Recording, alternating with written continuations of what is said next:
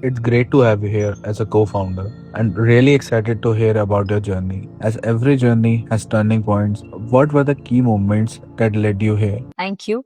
It's a very heavy question in the beginning, though. So, what led us here? Destiny played its role. I was a commerce student, so to cut the whole story short, from a commerce student to starting my career in audit, and then handling my family business, and now to head a interior firm. It has been a long journey, but a fruitful one for sure. 16 years of experience, and out of which it's been 11 years that me and my partner, also my life partner Pratik, we had started Space Unbox Designs 11 years back, and we serve Pan India today. So it is very much our identity today. What is the hardest part of being a mother and a business owner that nobody warned you about? For me, Space Unbox Designs is our first baby since we started it together. So yes, I was already playing a mother's role, but definitely having your own baby in your hand is entirely a different feeling and entirely different experience. So I've been experiencing this from last 1.5 years now. And I won't say that I wasn't warned of these things or I wasn't aware,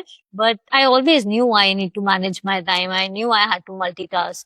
The feeling is entirely different, as in knowing and living is two different things. So nowadays, first, the hardest thing that I feel when I'm in the office after like 15 minutes, 20 minutes of work or handling a call, what I see is my baby's picture on my phone. And then I feel, oh, I want to go back to him. And on the other side, on the flip side, when I'm with him, I'm reminded of all the calls that I need to make to my clients and all the drawings that need to be submitted. So there's a constant split, a constant mental split happening. So that's the hardest part that I feel that you experience and nobody can tell you about. Has a client ever taken credit of your work or ideas publicly, and how did you handle it?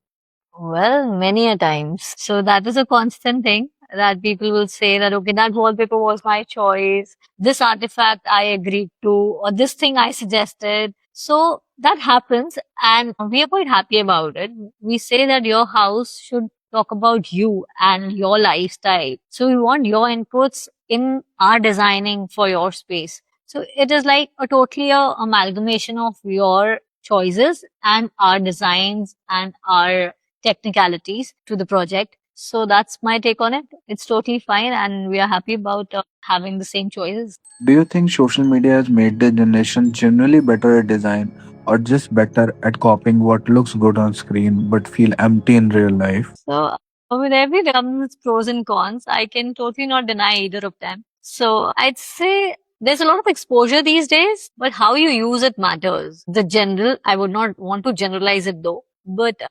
mostly what is seen is that they're copying things. They put taking out some nice images from Pinterest or putting their rooms in ChatGPT and asking it to design it.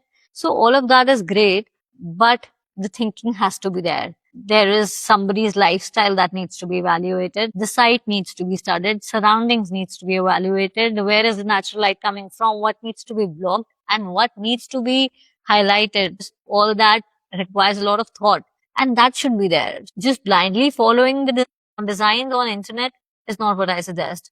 Putting in your mind with those resources and bringing out a new design is something that we totally believe in. So I always tell in my office to my team, to my colleagues that creating one design from after evaluating hundreds is good, but choosing one design from hundreds is not something that we are here for. So that brings us to the end of the session.